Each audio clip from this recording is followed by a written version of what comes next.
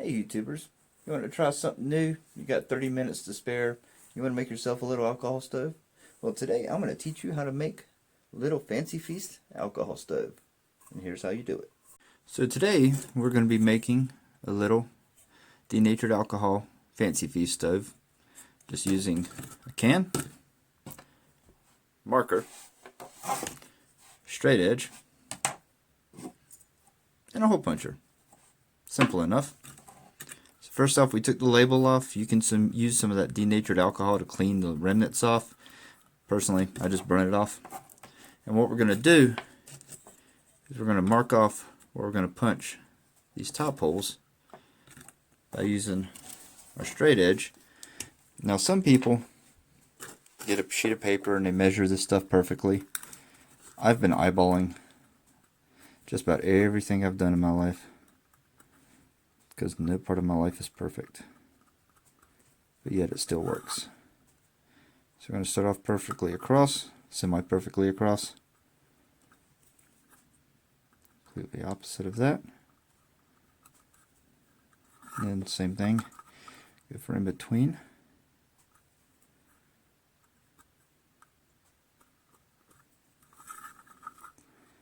One more here, in between these two little dots.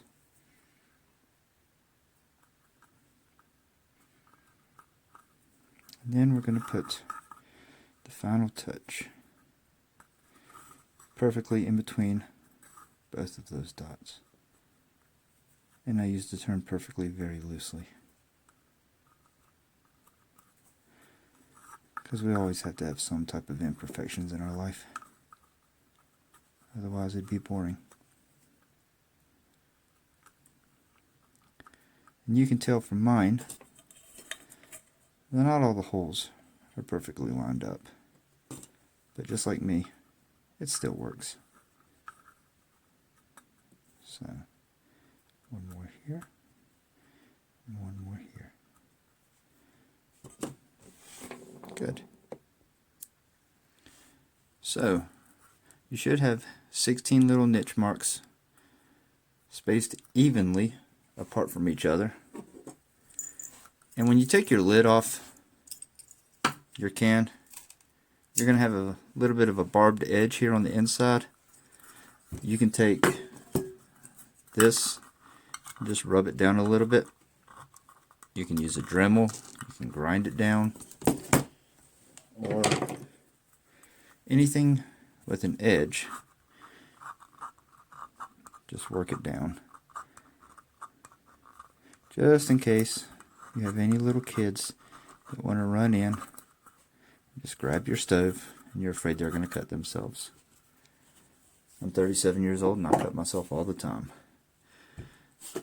That's proof.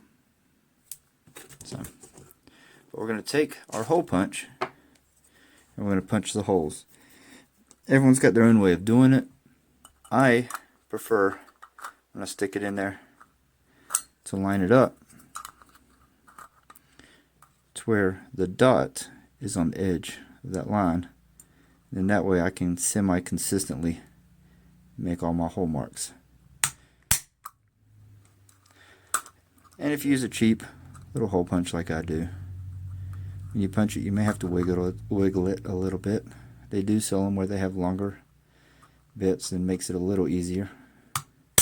Because when they made the hole punch, I don't think they ever planned on you using it on a cat food can.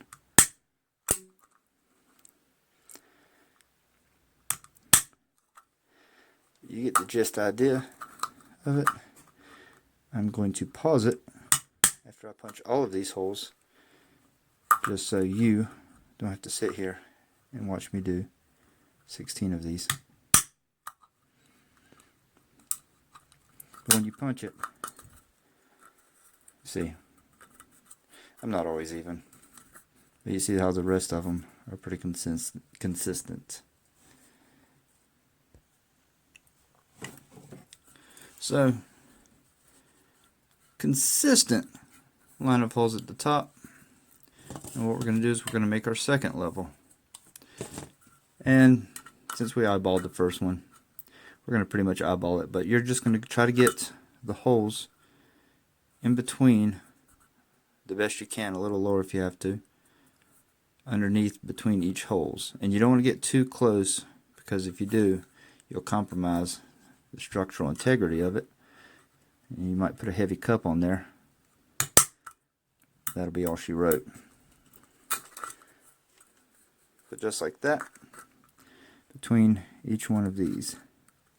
And the beautiful part about using a cat can and trying this for your first alcohol stove, which I'm proud of you for stepping outside of your comfort zone and trying something new. But if you mess it up, it's less than $1 for another one. So you can make a bunch of these, put your initials on them, give them out as gifts. Make an interesting little stocking stuffer with alcohol and fire.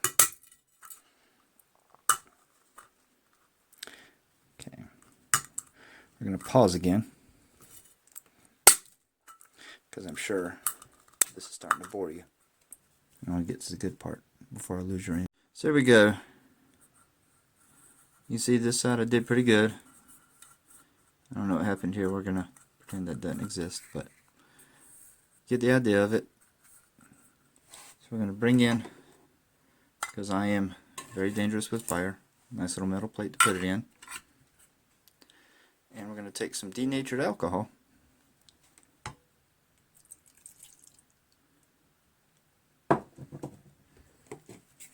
And since it's our first time, we're going to give it a vent, so let it prime itself.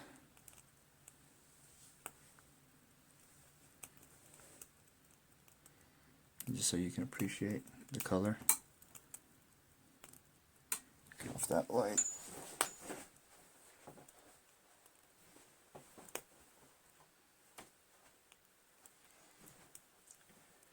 And I do recommend the first time you do this outside where it's safer. I have a fire extinguisher in this room because, once again, I'm accident prone.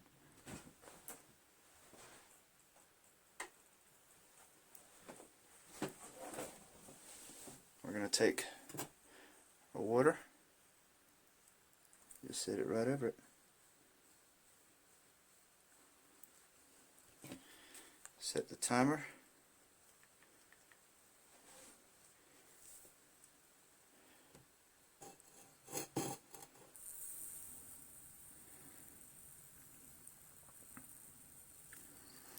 And I'll probably fast forward this bit, just so you're not sitting here watching it.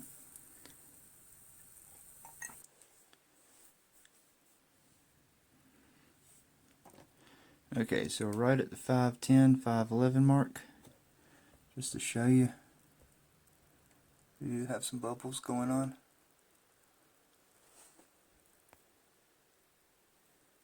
Last night's test was probably in the realm of about 5.5, 6 minutes. And when you're doing this in the field, get a piece of either aluminum flashing or just some type of even if you just got a little roll of Reflectix, you can keep it a safe distance, but you're going to want to create a wind barrier. Okay, we're right at 6 minutes, and we've got a bowl.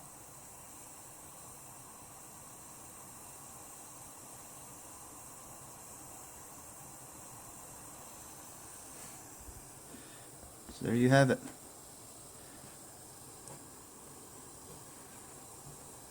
Nice little inexpensive stove. Carry on the trail with you. So, why am I doing it? Why am I destroying a perfectly good can of cat food to make a little stove that's just going to run off alcohol? Well, one of the better reasons, that's enough fuel relatively for 2 meals, 2 hot meals. So that and that, and all you really need otherwise, and that is your cup. You're looking at 4.4 ounces. Now if you want to go the other way, Do a canister of fuel. And this is my little Outsmart cheap Amazon stove I got off of Amazon a couple years ago. It's lightweight. It only weighs 0.8 ounces with a fuel canister and a cup. You're looking at 10 ounces. Benefits of this: you get it flame very quickly. If you've got 2 people you're cooking for, this would probably be easier to get water up to a boil. But if you're just going out on the trail by yourself, the alcohol stove's pretty good. It's a little easier to ignite.